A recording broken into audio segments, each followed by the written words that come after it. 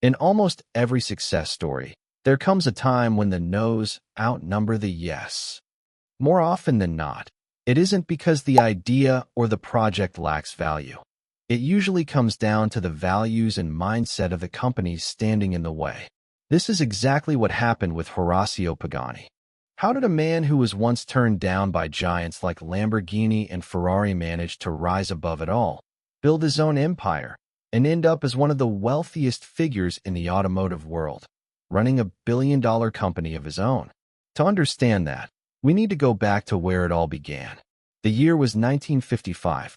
On November 10th, in a little Argentinian town called Casilda, Horacio Pagani was born to his parents, Luca and Maria.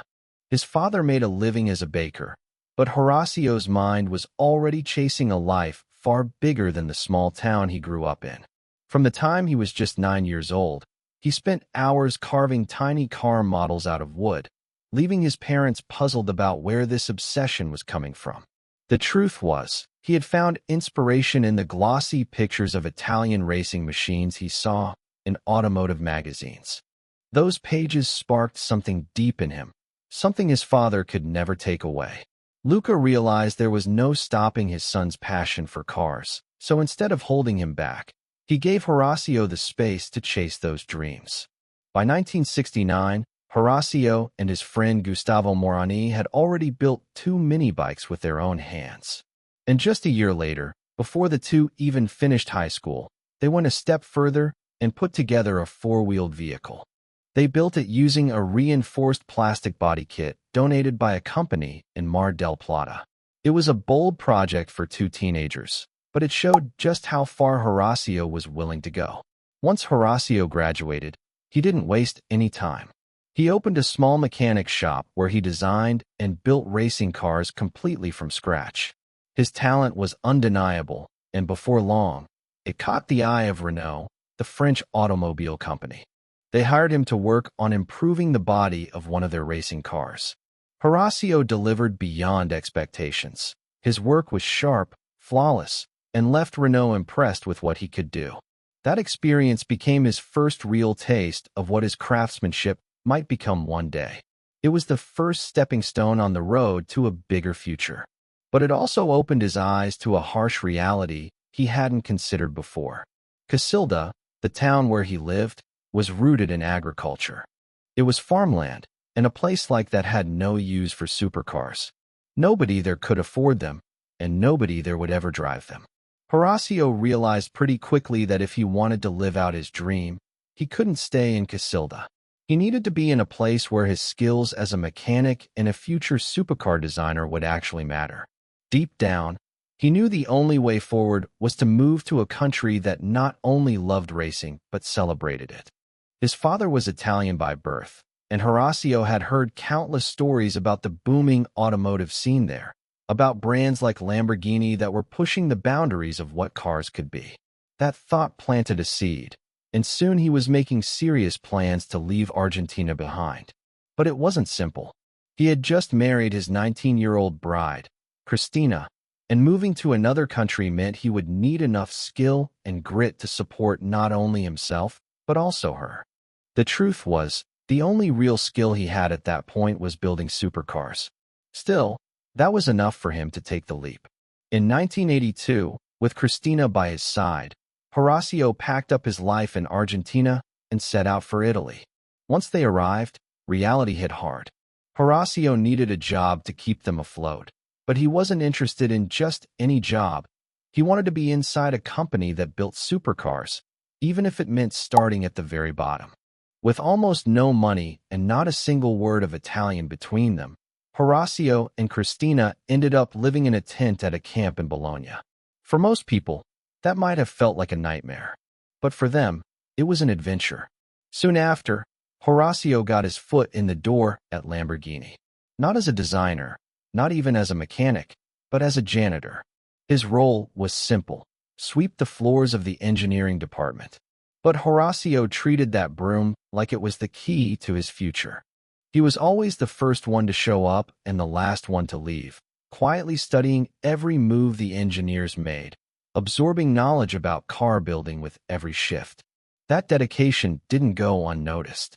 In time, Lamborghini offered him a chance to step out of the janitor's role and into the world he had dreamed of. He became a supercar designer. With that, he was one step closer to everything he had ever imagined. From there, Horacio climbed steadily up the ranks. By the late 1980s, he wasn't just another engineer at Lamborghini.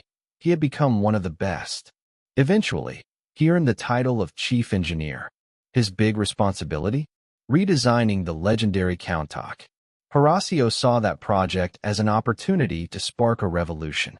He was obsessed with the potential of carbon fiber, convinced it would define the future of supercars. To him, the Countach was the perfect canvas to prove it. He urged Lamborghini to invest in an autoclave, machinery that would allow them to produce larger carbon fiber components and take their cars to the next level. He believed, without a doubt, that every supercar of the future would rely on this material. But the company didn't share his vision.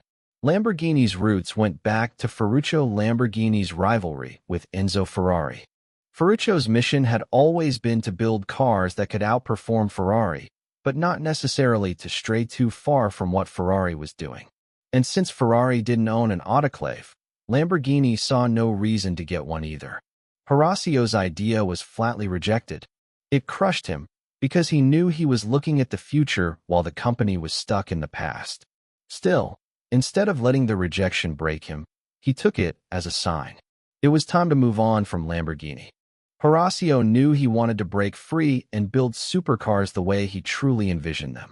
But leaving one of the world's top luxury car companies to start your own wasn't exactly easy. When you're up against giants like Ferrari and Lamborghini, the first thing you need is a name that everyone in the industry recognizes. Without that credibility, no one is going to take you seriously. So he poured himself into the work that would put his name on the map. He designed and helped produce the Lamborghini Countach, which to this day is considered one of Lamborghini's most iconic models. Even after that success, Horacio wasn't satisfied. He knew there was more he could do.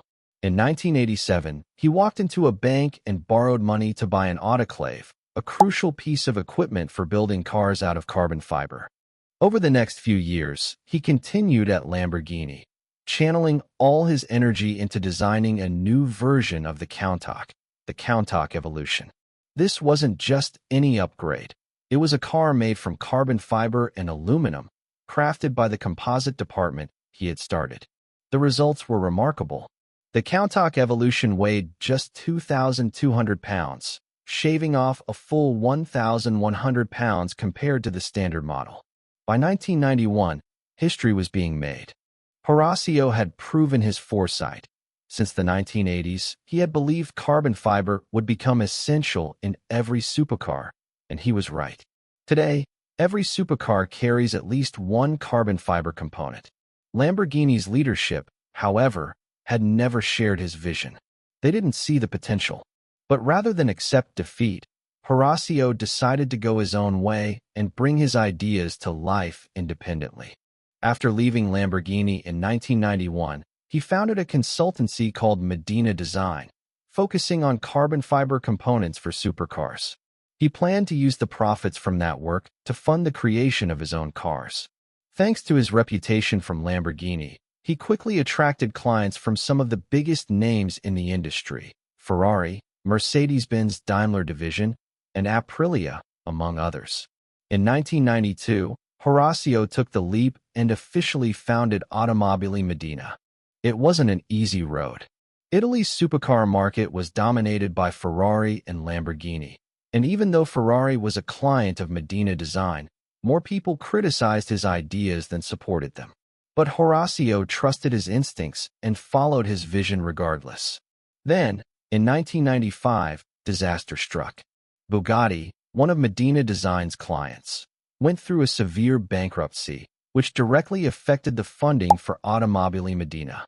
Since Horacio had been Bugatti's design and engineering consultant, the financial fallout hurt Medina Design's operations and put the quality of his work under strain. Even without anyone willing to give him financial support, Horacio pressed on with his dream.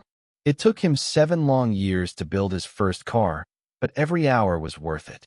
Between 1992 and 1999, he poured more than 18,000 hours of his spare time into studying other supercars, analyzing every detail to figure out the perfect balance of safety, weight, and comfort for his own creation.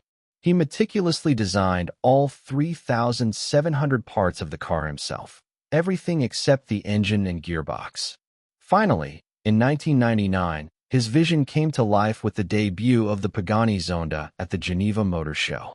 Each car sold for 470 million Italian lira, roughly 250,000 pounds. The response was incredible.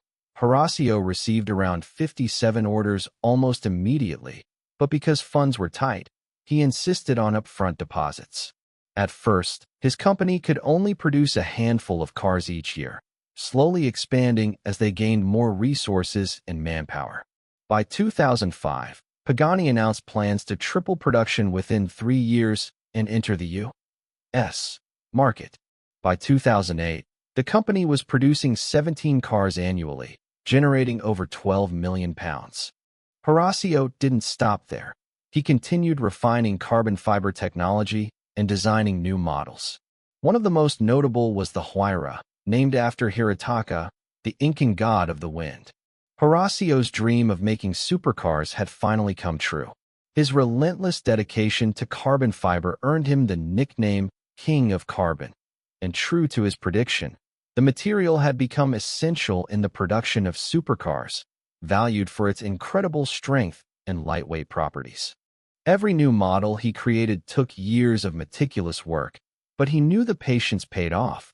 The first Zonda itself had taken 7 years to perfect.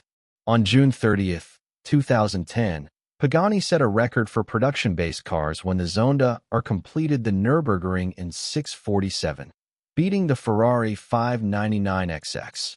A monumental victory for Horacio against his longtime competitors, Ferrari, and his former employer, Lamborghini. In 2013, he introduced the Zonda Revolution, packing 800 horsepower and priced at £2 million. Later, he developed the highly coveted Zonda 760 Coupe Limited Edition, a car even Formula One champion Lewis Hamilton owns. From a baker's son and janitor to one of the most respected names in automotive history, Horacio Pagani's journey is extraordinary. Today, he has an estimated net worth of $125 million and earns an annual salary of $20 million. On September 12, 2022, Pagani announced the successor to the Huayra, the Utopia.